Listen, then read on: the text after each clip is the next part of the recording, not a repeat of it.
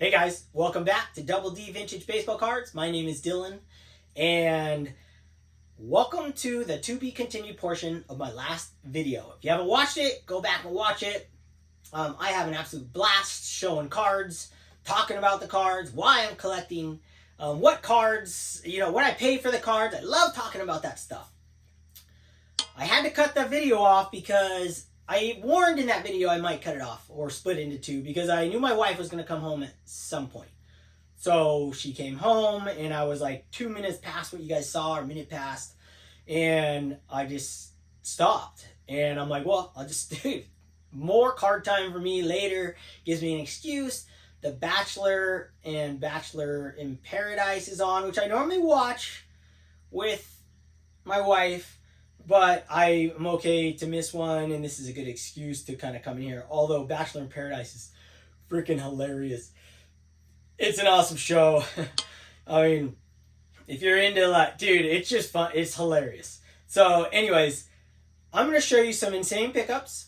Some that I wanted to show you last time. Why I'm buying those cards. I'm going to show you guys my gift that I got from Dan, Old Sarge Collects. Also, just talk about my thoughts and towards collecting and my hobby and everything as we go along through the show. I will take you guys up close and personal to see some cards real up close like I did before. I really love that because I can sit down and look at the cards and just talk about them and hit a whole bunch of different aspects. Rather than being in front of you guys, standing here and showing you guys without showing you. I like to look at the cards really closely. I like to really, when I see someone's video, I really want to see the card up close and personal. So I will take you guys in there. Another thing my wife pointed out to me the other day was, she's like, you look like you're from the 70s. So she watched part of my video and she goes, dude, your hair's out of control. So I literally told her, I go, I have a fascination with my hair being longer these days. Over the last 10 years, I shave it, let it grow out long like this, and I'm like, yeah, it keeps coming back. And I brought up the Homer, the Simpsons. There's a Homer episode where he gets this growth hair stuff, and he's just like, oh, you feel the wind, and I explained that to her. And I think now more so than ever, now that I'm in this card community, it's a rare thing to have hair on your head. So I'm just gonna I just love it. It's blowing when I keep the windows down, cruising to the beach, and it's just blowing, and I feel it. Going underwater surfing, duck diving, and it gets really blonde like this. And dude, I don't know. I'll probably one day I'll come back on here and it'll be all shaved off, and I'll do it again. But in the meantime, I told my wife, I'm enjoying it. I really love the feeling of having hair. I'm 43 years old. I didn't know if I'd have hair still, so I'm stoked to have hair still. When I don't anymore, if I ever just lose my hair, I'm fine with being bald too. But in the meantime, I'm just gonna let it shine right now. It's like it is a mop. I've had a mop on my head since I was a kid when I let it out. So, all right, I'm going to get into it. I'm going to stand up and show you guys the gift that I got from Dan, Old Sarge Collects. Blow your mind with some stories, show some cards, and then I'm going to dive in on the cards I really want you to see really up close. So here we go.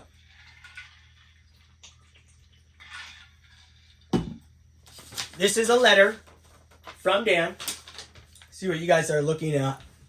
Okay, so this letter right here is from Dan, and I'm going to read it. And I'm not going to read the part he wrote about me and my channel. Very kind words. And I'm going to butcher this because I suck at reading in front of people. In school. Dude, please, God, don't call me to read in front of everybody.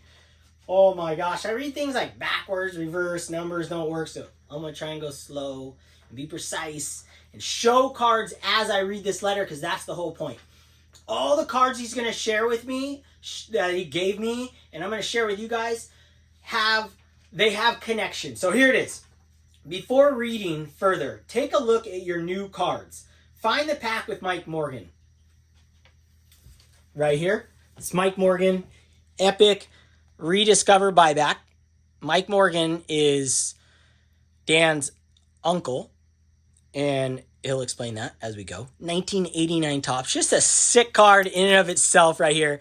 And this is a forever card for me. All these cards are forever cards for me from my friends out there. And this one in particular, I mean, full connection. So here we go, going right in. Have you ever played the game 6 Degrees of Kevin Bacon?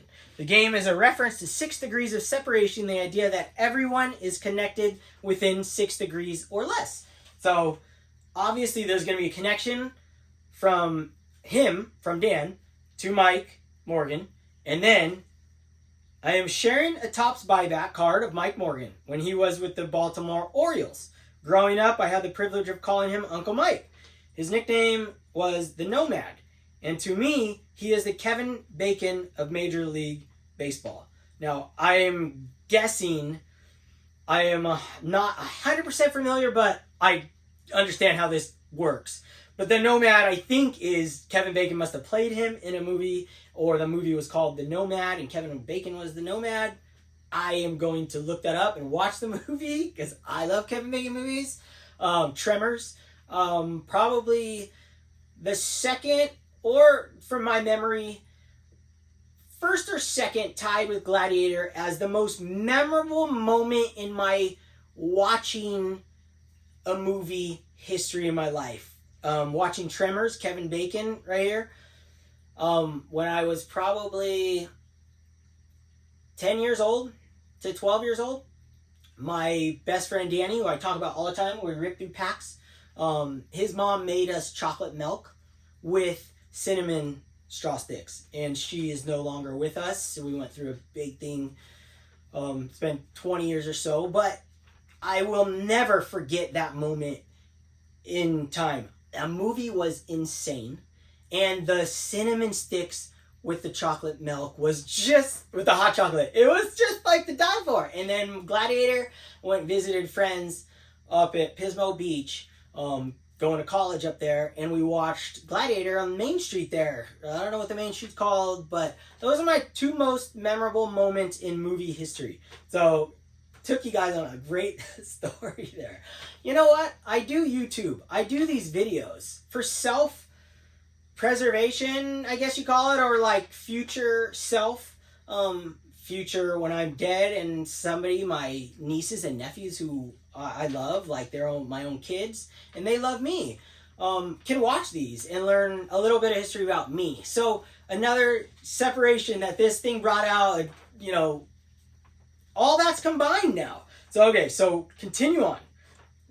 Let's play a game of 6 Degrees of Mike Morgan and connect him to another character in the pack of cards he gave me. We are going to connect him to the surfing legend, Laird Hamilton. This is where minds start blowing up right here.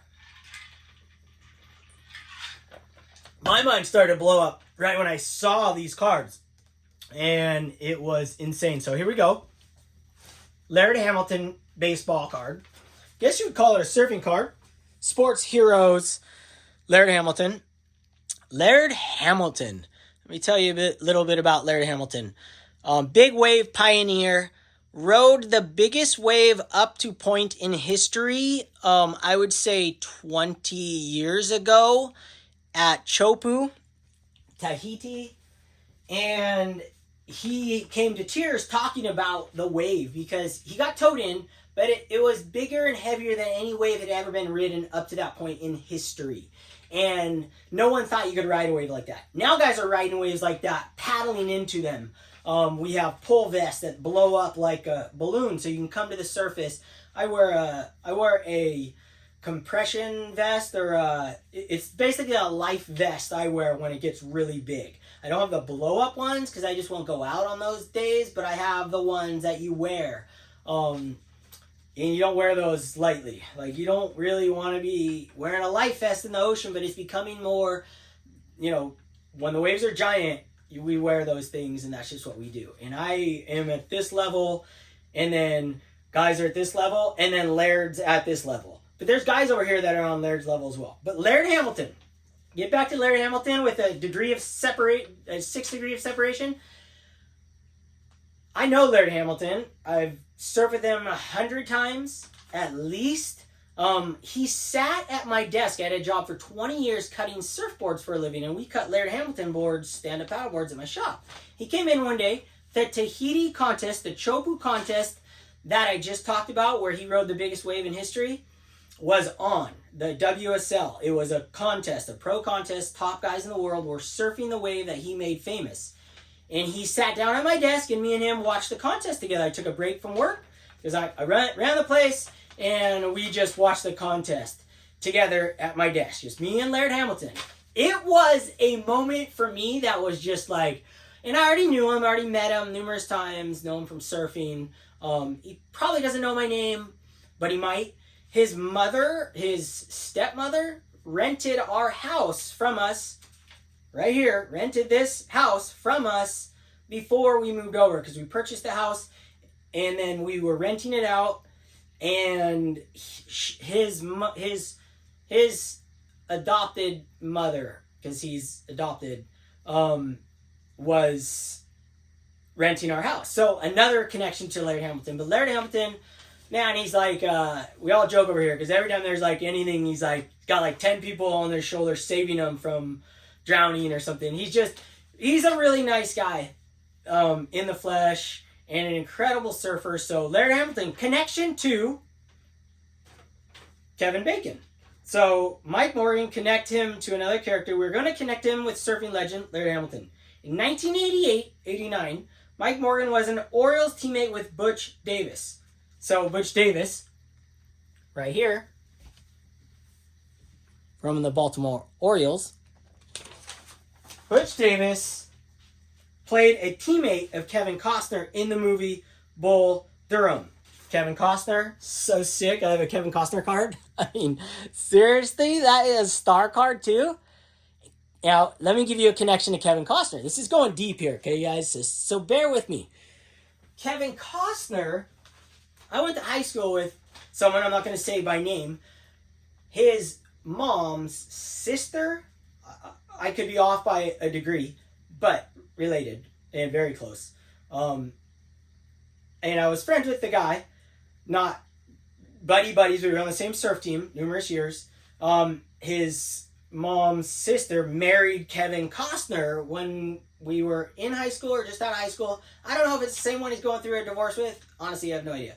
But that is fact. And that's Kevin Costner. So far I know 2 people on this list, like I have connections to. So talk about the degrees of connection. So Butch Davis. So we were there. Also in 1980, Butch Davis played a teammate of Kevin Costner in the movie Bull Durham, which is a baseball movie. Second degree. So you got all those two guys are connected. Kevin Costner starred in 1995 movie Waterworld. And Laird Hamilton was Costner's stunt double in the movie Third Degree. Let me blow your mind. Okay. Laird Hamilton, I did not know that Laird Hamilton was Kevin Costner's stunt double, because if he was Kevin Costner's stunt double, he was only Kevin Costner's stunt double in certain minor things. Because he's no longer my best friend, but he was my best friend for about a 3-year period. But I went through all school with him, friend with him forever, all the way through. But we were really close during time. His dad and him, they're major stuntmen for all the major studios. He's huge. He's in every movie. And growing up, his entire wall is covered with all pictures of famous people and him stunting them, being their double. Or all pictures of everything. But on the refrigerator, the personal ones, was all the ones that he really was just doing in the moment. So in 1995, I guess it was, when I was 15 years old, there were pictures of Waterworld all over the refrigerator. Kevin Costner was stunt doubled by my best friend at the time, or friend at 95, wasn't best friend at the time, but we were friends. I was over at his house all the time. His dad was his stunt double. Pictures of him and Kevin Costner in the outfit of Waterworld. They looked identical all over the refrigerator. They all were on the movie. And so I'm guessing Laird did some special stunts or something. But my friend, you can look it up. I don't want to say his name, but Barnett would be the last name. So you can watch Waterworld and see Barnett. You'll see there his first name, stunt double for Kevin Costner in Waterworld. And I grew up seeing Waterworld pictures of behind the scenes for years. So that is another connection. Next. So there we go. So we've got a connection. That was it. That's it. All of these guys connect to each other and Mike all the way back to Dan. And now all the way to me. All the way through me. Just freaking awesome. Dude, it's like, it was brought so much joy to me to remember about my friend and all the pictures on his refrigerator and all the stories I would hear about filming Waterworld, how they had to eat bananas and they were starving. They had to hold their breath for 4.5 minutes underwater on jet skis that were tied and anchored to the bottom. And they were sitting there like this underwater and he guns it. Dude, I heard stories because he was a stuntman all over. I have his two sons are super big stuntmen. I see them in movies every time I watch a movie.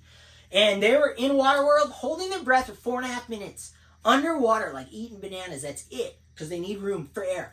Strapped, the jet ski scenes, strap the jet skis underwater and then gun them, shoot out of the water. Like, insane stuff. I heard every story under the book. All the stuntmen that work for it, like Brian Keolano, all these main guys I hung out with all the time. And went to went to Oahu on the west side and used to go to the Big Island, and I would train underwater with these guys.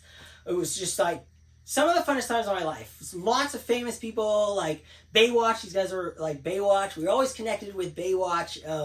I had my 21st birthday or 22nd birthday, maybe it was my 19th birthday, with a couple of Baywatch girls. They picked us up. They picked us up in their convertible and took us to a canoe club on Oahu, and we hung out with the Baywatch girls all night. It was insane. The stories I could tell about that whole thing, and these cards brought that out of me. So, man, I know I'm burning time here. It's like, dude, I just thank you, Dan.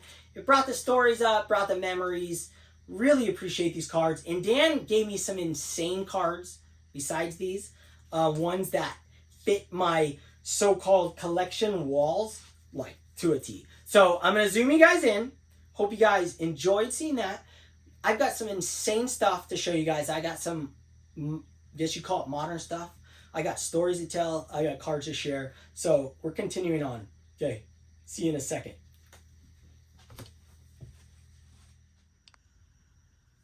Welcome back to the close-up.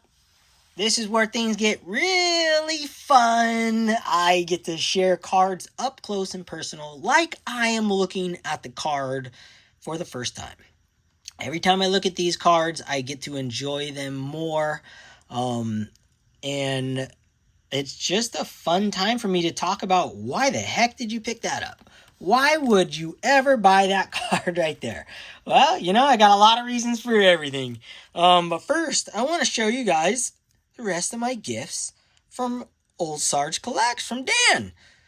I got this insane card, Sports of the Countries, Hawaii. I didn't look it up yet. It looks like a cigarette company or something. It's an older card, obviously.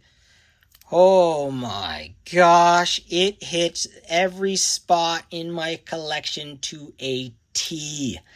My wife, I shared this with her. I shared that entire pack with her. This one, she fell in love with.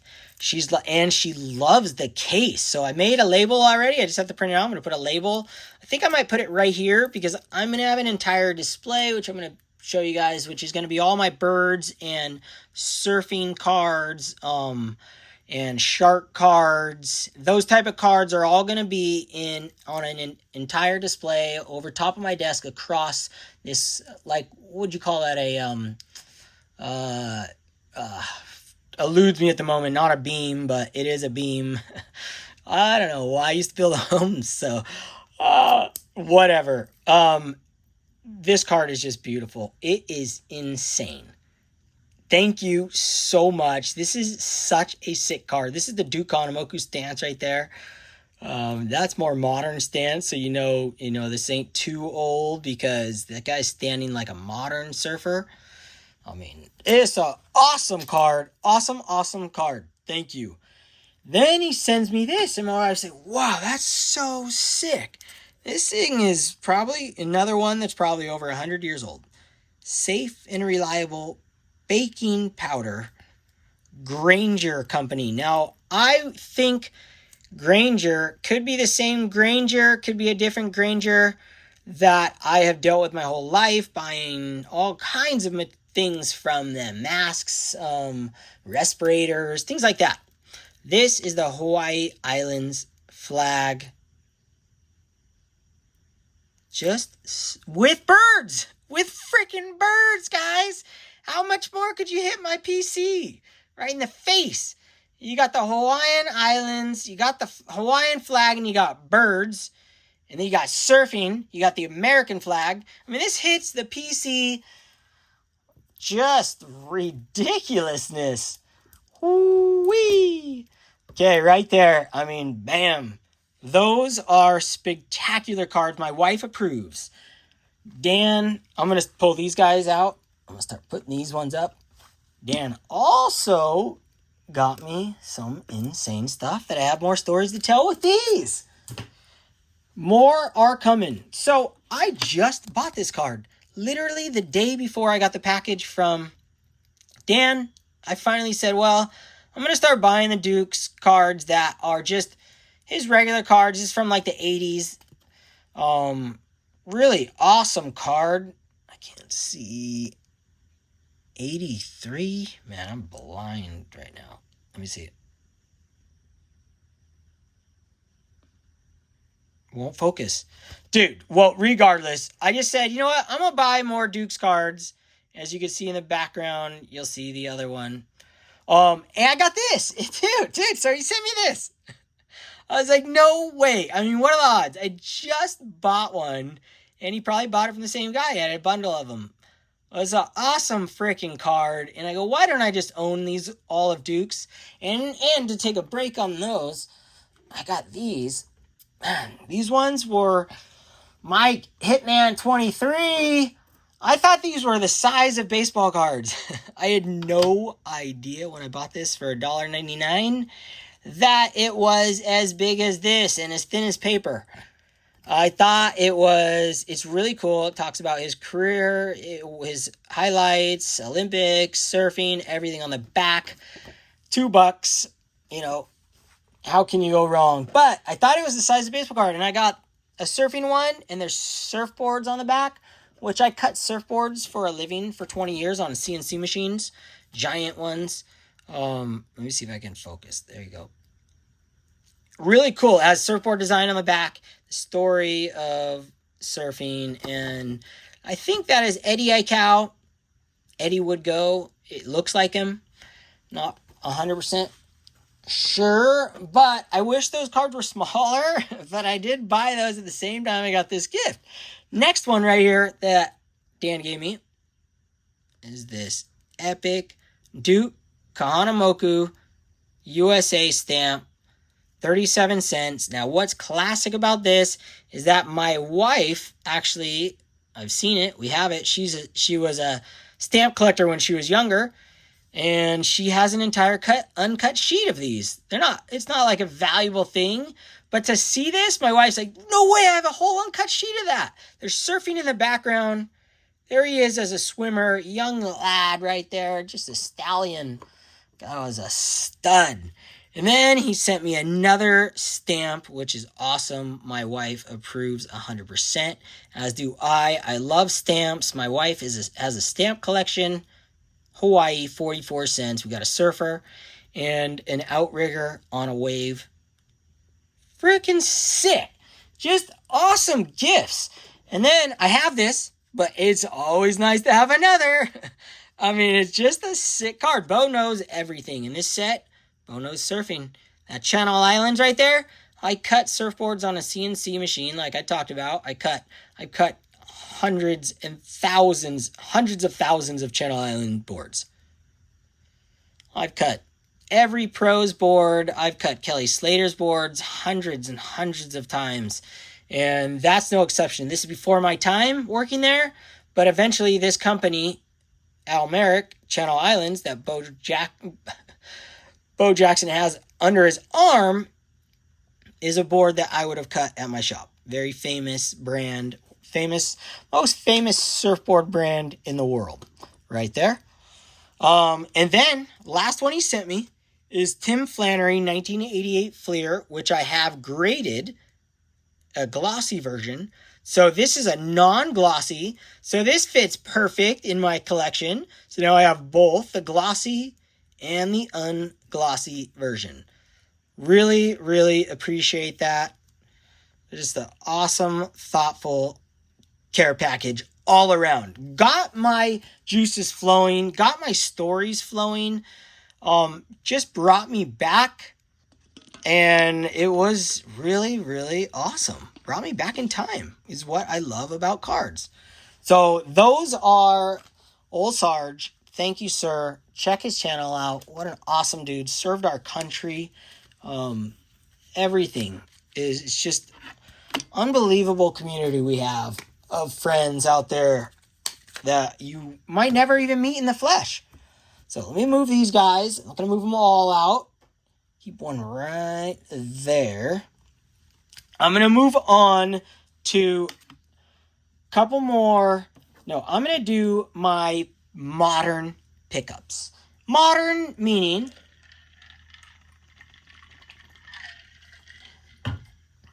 now, let me tell you. Some of these modern pickups are like, to me, they're like vintage as well. But why I'm buying these cards you're about to see is because I open packs of these cards, and or they all fit in my PC. And also, I think they're really inexpensive, and I like my cards to go up in value in the future. Sorry, I love it. I love talking about value. I love sharing what I pay for cards because I grew up in that environment. Whatever it was, I had Beckett's from day one, or I had a certain form of Beckett from day one. Not Beckett's, but I had a price guide, a yellow one. I have a copy of it still. I knew the prices by heart of every single baseball card in the entire Beckett. Every month, that's what I look forward to. And I'm not ashamed. Dude, I freaking love talking about what cards are worth, what I think they're going to be worth, all of that. And I expressed myself in the other video about it. But I know the community in general for collectors, I lied some guy, I did like anti talking about prices and stuff. It is perfectly fine. It's totally cool if people don't want to hear the prices or hear my thoughts about cards going up, or they don't want to watch videos like that. But it doesn't. I'm not defending myself because I don't need to defend myself. I mean, these are my friends. Like, dude, this is all part of the community, is talking about our thoughts. And that's what I love. My thoughts are, why not talk about prices and what you think they're going to be worth in the future? What you think is a good deal? Because we talk about that and everything else in life, or at least I do with my friends, like what stocks are you buying and what do you think the economy is going to be doing? And cards to me are no different. And I learned about finances through cards. That's what I did. I mean, when I was a kid, like that's how I like balanced my money. And how much is a Jose Canseco? $3, $8. It's just a way for me that I enjoy the hobby. I enjoy collecting this way. But by no means am I buying a card that I do not like because I think it's going to be worth more money in the future. I would never, ever do that. Never in a million years. If I'm buying a card, I'm buying it for my forever collection, but also in thinking that, man, this is a good value. This is going to go up in the future. This is where I want to put my money. All the above. So I love talking about it, and I'm not going to be, I'm going to keep talking about it. It's part of my collecting history. So here we go. First one, I won't bring a vintage card out because this card in particular is just an insane, incredible card. 1959, Fence Busters, Eddie Matthews, and Hank Aaron. This guy in particular is going with my new pickup, which you guys probably already guessed, and it's a rookie. It's not a rookie card, but it's a rookie year, and that is the Topps Archives of Mike Trout and Shohei Ohtani 2018. Man, I really have wanted this card for a long time, and I finally pulled the trigger, and it was like $18. So it was like, finally, even cheaper than it was before the season even began. And now Ohtani is probably going to win the MVP, and this card, it fits in my PC on so many levels. We got the vintage, we got the modern together. We've got my favorite players of all time, which is Eddie Matthews, Hank Aaron, Mike Trout, Shohei Ohtani. Like, right on the list. I could put all those guys in my top 10 bracket, of my all-time favorite collectible players. Let's put it that way. All right, and we're going to continue on this modern journey of mine. And let's see if these are in order. They're somewhat in order. Yeah, they're in order. I'll put them in order right now. Now, I'm going to continue on buying this guy's cards right here as the prices continue to come down. And I'm totally cool with it. And as they come down, I'm just going to keep scooping them up. Because I love collecting him as a player. And I think one day, just like Ken Griffey Jr., he's going to be the player of our decade, of this decade. And maybe, everyone's written him off. Dude, when I was 31, 32 years old, I was a machine. If I got hurt, I messed my knee up. Dude, I just worked on it. I rehab it and get back out in the surf lineup. And it happens. But when you're 32, you're a machine. And everyone thinks these players are done at 30s. Like, dude, I think my prime was like 34 years old. I felt like I was on top of the world. I felt good. My body felt good. So I think guys have so many more years left. Now, some guys do fade out, and it could be Mike Trout. But even if he fades out, man, you get a card like this. This was $90. 2021 Bowman Sterling, not the most popular set in the world, but it's a remake of his rookie card, and it's the gold version, and it's numbered out of 50. So only 50 other people in the world can own it. Manufactured scarcity. He sucked me in, as you did back in the 2000s. And I'm fine with it. It's still rare. Everything's manufactured scarcity. Vintage was manufactured and they became scarce over time. It is what it is. Like, not every modern, ultra modern card is going to be worth money one day. But I'm sticking with the golds. I'm sticking with these other ones you're going to see. I freaking love them. And $90, like, all day, every day. Thank you. I mean, all day, every day, I have money in my eBay account at least. I just, $90 ain't nothing. So I still got to think about that. But man, I love it. Still picking up Mike Trouts, but I've really been focusing way more on Mike Trout. I'm being very particular on what cards I want. I want to make sure I really love the actual card itself, love the look of it, make sure it's hard enough to find that it's but not more than $100 or so. But the guy I'm really focusing on right now is Albert Pujols. And this card is the 2013 Bowman Chrome. I wasn't buying cases in 2013. I was buying random packs. I was out of buying a bunch of wax. I was back into vintage at this time, full bore. 2013 Gold Refractor Albert Pujols, numbered to 50. This was $60. And this is a lonely, low PSA 8. Yes, please, thank you, in my Angels uniform all day long. Dude, these cards are so freaking hard to pull. You know how much money you'd have to spend to pull this exact card? Thousands and thousands and thousands of dollars. Because you would just never be able to pull the gold. You get like one every case or a couple of case. And then you get some random bloke. And I'm just buying the guys that I wish I would have pulled. Another one from 2013. think this was a little more expensive than that one. I think this was like 60 something bucks, $63. Buy it now. Or I think I sent him an offer. He wanted like 100. And I think it was 63. And this is a PSA 9 2013 Albert Pujols gold refractor going down the gold. How can you not love gold? Dude, DuckTales, my favorite cartoon ever growing up. And he had that pile of gold that he would jump into. It was the freaking best. Dude, I love gold, man. Give me that gold. Like all day, I'll collect golds till I'm dead. Or till I sell everything and start over. Gold, please. Number to 50. I don't know where the number's at. Somewhere on here. But there it is. Up in that corner. Left corner. Oh, it's really hard to see. There it is. Numbered out of 50. Number 4. Only 50 of those bad boys. So $60. Let's call that 65. Another one. These boxes I was buying. Oh, actually, I wasn't buying a bunch in 2005. We're getting to that one. But this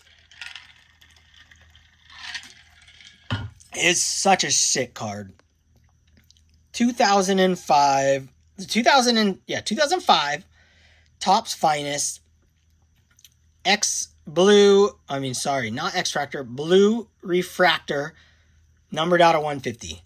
Think this was another $65 purchase, I want to say. Just a sick card. I'm trying to get all the Finest. I would love to get his entire run in Finest. Let's see. Well, it's numbered right there. Out of 150, not the rarest of all cards in the world, but an awesome card for Pujols collection. And a collector like me, I'm really becoming a super collector of Pujols somehow. It's like him and Mike Trout, man. They're in the runnings. I have more Mike Trouts, but Pujols is very much catching up. Next one is another from 2006. This is the base. That was 2005. This is the base card for 2006. This is a black refractor. God, man, I am sucked in on these black Vortex refractors. I love the black refractors. There's a history with black refractors as well, which I think I just dig. This one's numbered to 99. So it's around a $80 range, $80-$90. I forget exactly because I have a decent amount. You'll see. Numbered to 99. I was buying boxes of 2006 Finest. 2007, 2008 boxes I was buying like a crazy person. I just loved them, or that was the time I was buying boxes. So this one from 2007, I was going nuts on these. Black refractor Pujols. This was another $85 purchase. Might have been $95. Beautiful copy, numbered to 99. SGC. I love the SGC slab, the writing here. Still hate how big that freaking grade is, but I love the fact that it says the number on the case. I love it. I mean, why would you not put that? This set was so special to me. I have so much of this set on eBay, and a couple black refractors I've had on eBay. I opened tons and tons of boxes of this. Never pulled the Pujols refractor like this. I think the normal one. Sold it off before I was collecting him. But so stoked to add this. I want the gold version so bad. So bad. I just can't wait till I find it. I gotta be patient. So 99 of those. Just love it. Whether I'm getting a good deal or not, dude, any card number that low in that era of one of the top 10 greatest baseball players to ever live. I mean, dude, I'm stoked. So here's another one from 2007. And this is the insert, numbered to 99, black refractor. Love this. Finest Moments. I love these cards. Not as valuable or collected as the base cards, but as a Pujols collector now officially, I went from Pujols just in the Angels uniform to Pujols everything that I love to collect. Black refractors, gold refractors. I'm trying to keep the numbers as low as possible. 150 or less unless it's a super rare card. I don't have like crazy rules. Well, you're seeing what I'm picking up. So I'm showing you everything I'm picked up in Pujols. I think I have like 70 graded Pujols cards now, which is crazy. So I haven't showed you all the ones along the way. I probably missed some batches, but I've been getting stricter with my, I'm trying to spend $100 or less. So on each card. And now this one right here, this was, man, I think I scored a deal on this. I want to say in the 50 to 60 range is a PSA 9. And before I went deep on Pujols, I told myself, well, I'm going to collect all of Pujols Dodgers cards. After I had a ton of Angels ones, I go, I'm going to collect his Dodgers uniform cards because I have family that loves the Dodgers, and my brother-in-law played for the Dodgers in the minor leagues, had a contract. So I still love the Dodgers. I probably have more Dodgers cards and Yankees cards than anything. Well, maybe not now that I'm collecting these two guys, Pujols and Trout and Ohtani, but regardless. So this one's numbered to 72. Just a sicko card. And a 1972 Topps design, obviously numbered to 72. Black refractor heritage. These are insanely hard to pull. And the odds of pulling a guy that you really want, slim to zero. It's like ridiculous. Why not just buy the card for a quarter of the price, half the price of the box? Ooh, look at that shine right there. Woo! All right, we're going into vintage now, guys. I've got like 5 more to show you guys. Some fun stuff, really fun stuff. Let me set up the backdrop. These next are pretty radical. One of them's just like, yeah, I just got to show you guys. So I'm pulling these guys down. We're moving on to the next thing.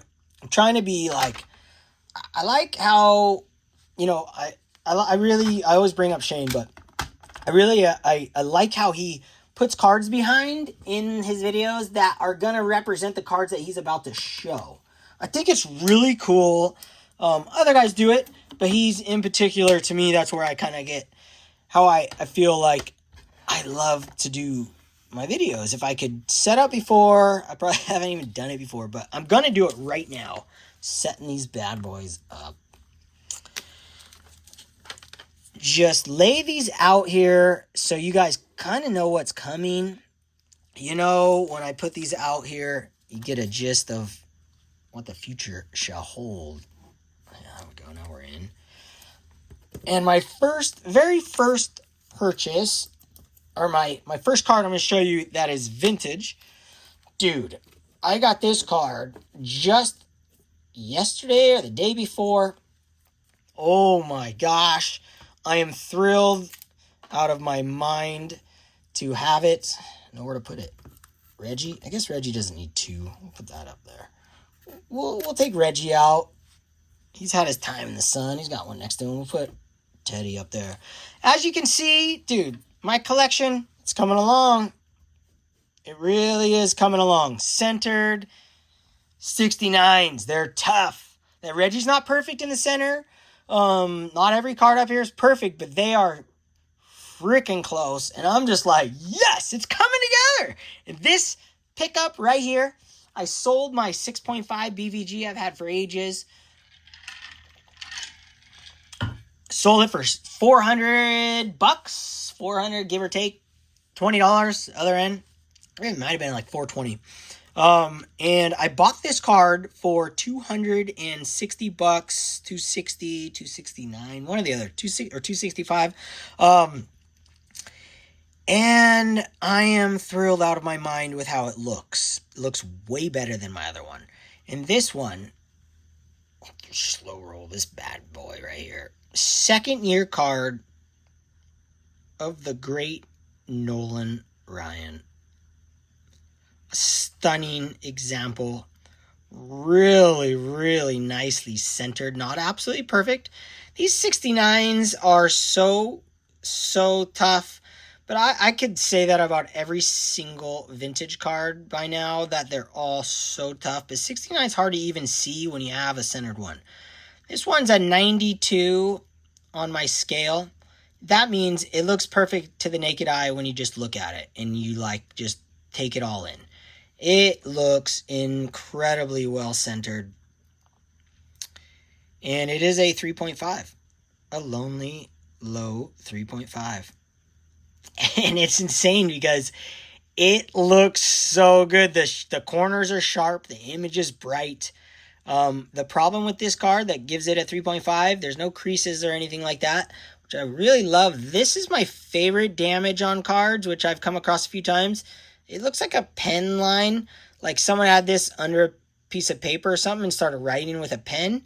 It's a pen indentation. Let's see if I can't get you in there.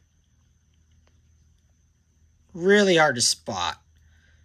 But that's it. That's what you got. And it's not on the front, and the back looks really nice too. Nicely centered. Nice color. And what's really sick is that a lot of guys say Nolan Ryan didn't come into his own later, but he really was. He had some moments in 69. And I think he has the all-time record for the Mets. I want to believe, and he got it in his rookie year. Won that? I don't know. I could be wrong on that, but gosh, what an insane card. And I hunted for this card particularly. I sat up one night and looked at every single card on eBay. And then I fought with the guy who wanted $369. So I didn't fight with him, but went back and forth for about, 3 days and came to our price. And which is probably over comps on threes. I think some fours even go for like 200 or maybe even under 3.5. There were no 3.5s for sale. And I went off eye appeal, and this looks better than most cards. I saw an 8 end today for $1,800 that was not nearly as good looking as this, or at least not as nearly as centered, and the image looked exactly the same. So it just goes to show, look around, man. I really love this hunt for these lower grades. And look at that. I get to add another one to my 69 collection. Now I need the bench back. I sold my bench, which was very well centered, but not a 90 and above. Not something I'm really, really looking for my final card. All the cards in front of you, these are lifers. These are just, I'm so stoked on them. So that is just Nolan Ryan, second year card. Whew, I got it back. Really thrilled on that. All right, here we go. We got some random pickups. I'll show you this guy right here. This is a Duke card. And this is a card that I've seen for sale for years now. I never thought I would buy it because it's not as typical. I want him in his swimming gear. I want a cool looking card, but you know what? It went at auction. These never go at auction. And I won it for $63 or give or take $10. In the 60 range. And it's cool. It's got all the old luggage right there. So it is a piece of history, and it's Duke right there. Duke Hanamaku. And it's from 1932. And it's like a book it's probably like that one German book type book. Talks about the sports. Olympia. Like the Babe Ruth, Sinella, which I have that Sinella book where all of these cards are in there. I have the whole book I got for like $30 one time. They're all still pasted in there, but this card is from a different book and I don't have it. So I'm stoked to add this.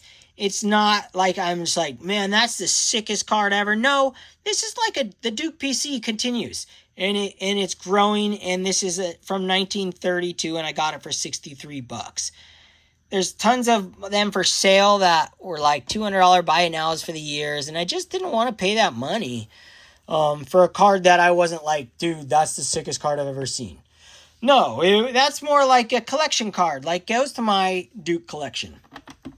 But what I have here hits all my boxes. My favorite pickup of this entire video, including the last video we had. This is the card I had for Rick, Vintage Oddball Cards. He's not doing a contest, but he's doing like a VR based, like just a hobby friendship VR. Show your favorite back. This is my favorite back. Now, this could count or this could not count, but I guess I would say it counts because it's a actual card. This is Duke Hanamoku, 1910. This is a souvenirs card that you would get like in an ABC store, but from 1910. And it is just a beautiful image of the Duke with his surfboard. Exactly how I picture the Duke. In his old swim outfit from the 1900s. And it's a plain day Hawaiian souvenirs playing card. And I love it. And now I'd seen these for years and looked at them, had them on my watch list. Hadn't seen one or missed any that went to auction. Went to auction and I won it for $350. I didn't bid much more than that, so I almost didn't win it. Now, whether that's a good deal or not, I have no idea. But I could have bought like an 8, I think, for $500 that went like a day later or something. But I don't care. I have the card, and there's not tons of them out there. I think there's like just a couple graded ever. And I have one, and look at the back on this. There's gold foil on it. There you go. There you can see it. Gold foil, King Kamehameha, statue. Just a super sick back. I could display this both ways. But Duke's the guy I collect. So it'll be like this. And I really love playing cards. You guys know I have quite a few of these playing cards of some of the greatest baseball players ever. So, you know, the Sadahara O card I have on my wall right now is a playing card. I just have a fascination with them because I played cards for years. And this Duke is sick, so got it in my collection. Really thrilled. And my wife loves it. She's like, that's awesome. That's a cool card. So wife approved. Love it. It's such a perfect card. And I'll actually put this out there because that kind of goes with them. Really neat. And then I picked up these 2 cards right before Dan sent that one over. I picked this at the same time, $2 Duke Hanamoku. I finally bought one. Said, yeah, bought a centered one. And then I bought a different version of that yellow one. I already graded it. I just haven't slapped them on. I tried to pick a good one. M&M's, just an awesome card. A variation, where I say, of the other one that we got floating around somewhere. Yeah, right here. So we got the yellow one, the red one. Really sick. And then I got 3 more, guys. 3 more pickups that are just totally random, but yet also just inspired. I was inspired by old Sarge, Dan, and Doug, and lots of guys collecting these. And John, 3D 80s kid.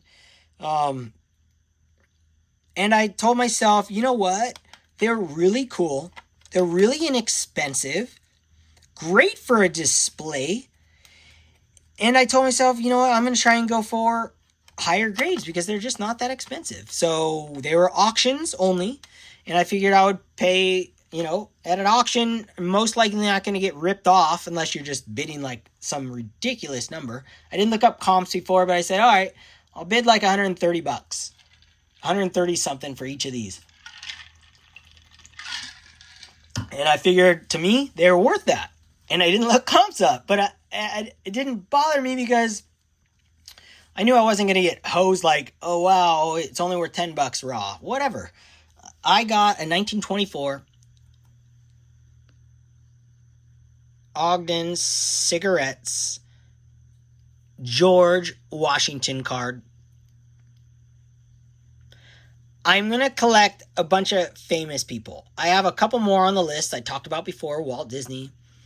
I'm not going to mention the other ones because they don't come up that often. I just don't, not that I have influence, but whatever. Albert Einstein, man. I want that one Albert Einstein card. Dude, I would have won one, but I was doing a live stream or a stream and I missed the auction. I was so bummed. but I'll strike again. This card is a 1924, and this was like all these 3 cards together were $279. That's shipping, taxes, everything included. So these are like $70 each or something. In a 4, just really, really epic piece of history for me to have. A card's 100 years old, just about, and it was that inexpensive and in a high grade for that year. Even if you can get a raw one, I have no idea. I still haven't looked up comps. This next one, same brand, 1924, Ogden's. And this is an Abe Lincoln. How can you not have an Abraham Lincoln's card in your collection? Well, I never thought I would, but I used to search for Abe Lincoln's pubic hair in the 2006 Allen and Ginter or something. It wasn't really his pubic hair, but I always say it's his pubic hair. It was a piece of his hair, though, which is really weird, but I always hunted for it. And this is a EX PSA 5, Leaders of Men. I mean, another epic card. It's perfectly centered. Both of them are basically perfectly centered. I didn't just go for any card. I wanted ones to be right. And I won both of these. This was probably $70. 100 years old. You know, who's to say if I got completely hosed? They're bidding it up. It is what it is. I wasn't worried about $130 on each of these. I bid 130 something bucks on each of these cards you're seeing, just because I wanted to win them. I didn't win one. There was one I didn't win, and I was super bummed. So I guess I bid accurately, but I did win this one. And this, another Abe Lincoln, like I need 2. Here's my reasoning I bought 2. Because they were all ending at the same time within like a minute of each other. So I had enough time to bang, bang, bang, bang, bang. They weren't the same second. There were 4 of them that I wanted out of the group. And I bid on 4 of them, but I bid them all in that last second. I pushed the button. I don't do those pre-bids or anything like that. And I bid, and I didn't know I won another Abe Lincoln. I don't know if I won this one first or the other one, but I didn't realize I won the other one yet. So I had to bid on this one right after, and I bid it, and I won both. So this one is a high grade, I would consider, and it's a different set. And it's PSA 6, 1927. Carreras LTD. Famous Men. Another card that's... This one actually is... No. Almost... The other one's almost 100 years old. This one's almost... That one is almost. This is almost. Does that make sense? Oh, dude, such a sick back. And there's a black cat on the back of this. And my wife's like, whoa, those are really cool cards. I like those. So I got the green light to collect some of these. And I'm going to collect them in higher grades. I consider this a high grade. I consider the 4 a high grade.